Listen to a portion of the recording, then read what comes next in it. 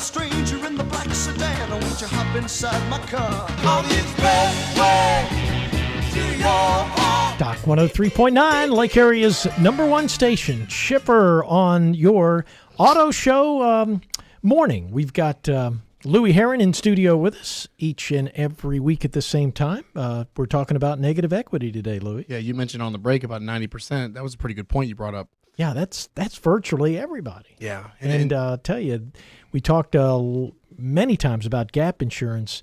If you're driving around with negative equity, you better have gap insurance. Absolutely. Right? And if you're listening and just tuning in and are not certain what gap insurance is, basically that's an insurance product you can buy at the dealership. You can buy it at the credit union. You can buy it at your local insurance agent with the transaction, or even, you have to do it when you buy the vehicle. But basically, if something happens to your car that is a total loss situation, whether it's an accident, whether it's theft, whether it's a fire, and you owe more than what the car is worth, gap insurance pays the gap between what you owe and what the insurance company is willing to give you. So it's a huge, it's a very, very important product that you would need to have, that I always advise everybody to have. In fact, when you lease a car, the leasing company, they won't do a deal without gap being on it because they want to protect themselves. I see. That's how important it is.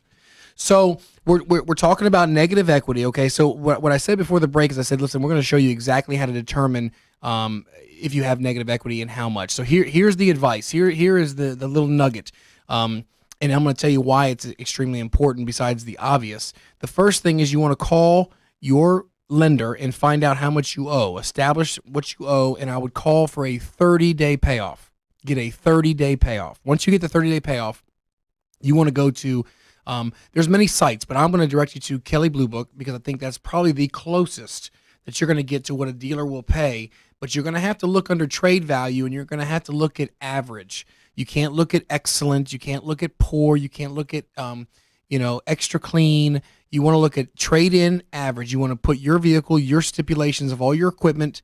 Once you put it in there, it's going to spit out a number, and it's going to tell you your vehicle's value. Now, again, Kelley Blue Book will never write a check for your car. They're just a source that kind of gets you lined up. It gives you a good idea. And I'm telling you, a lot of people come in and they say, well, Kelley Blue Book said my car is worth X. You're not necessarily going to get exactly, but you may get more sometimes. So it just varies. But that's the site that I feel that I can guide you to that's going to get you close.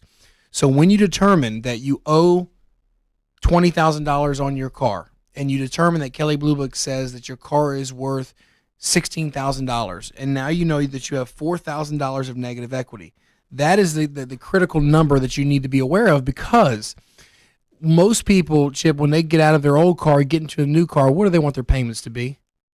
They want to be low. Low or the same, right? Yeah, the same. Listen, I go up a little bit, but I don't want to go, well, let's think about it.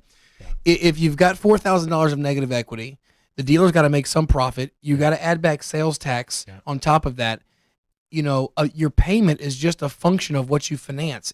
In other words, whatever that bottom number is, right. There's a mathematical equation of what your payment's going to be. So here's what's so important. If you're listening, this is very, very important. If you've got $4,000 of negative equity, a good rule of thumb for every $1,000, whether it's down payment, whether it's amount financed, or whether it's negative equity, you can conservatively figure $25 per thousand. Okay. All right. So now if you've got a $4,000 negative equity situation, you know that if you got $4,000 and it's $25 per thousand, you've got a $100 car payment before you even select an automobile. Right. Does that make sense? Yeah. So I hope everyone's you're following along with me here. So that's important. So if you're paying $333 a month and you want to keep the payments the same, you got to find a car that's going to run you about $233. Right. Because you got to add back the negative equity. Right. So you either A, have to be realistic with your expectations and realize, hey, you know what, they're going to go up.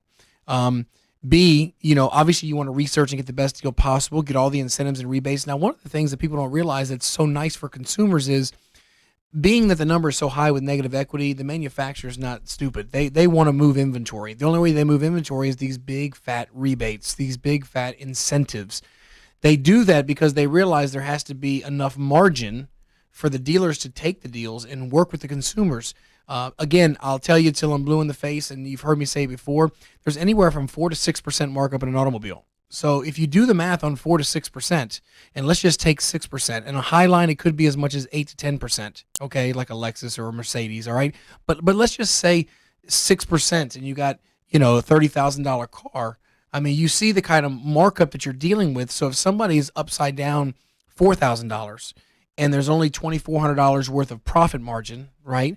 Where are we going with this deal? I mean, in other words, so the manufacturer will come in with a $2,000 rebate or $2,500 rebate.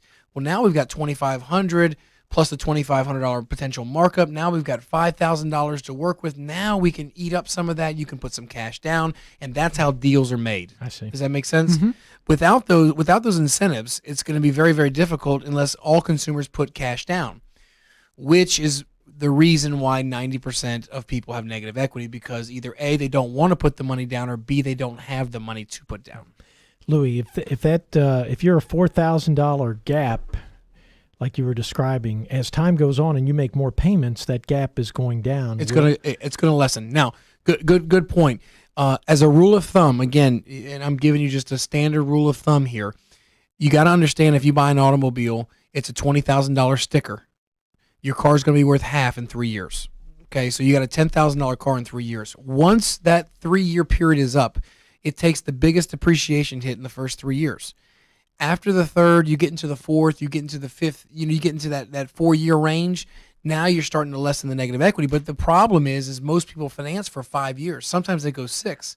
So it's hard to totally outrun the negative equity, because people trade every 42 months is the trade cycle. I mean, the average trade cycle is 42 months. I got you. But can you drop the gap insurance after, if you go to KBB and you're in line with your car is worth what it is?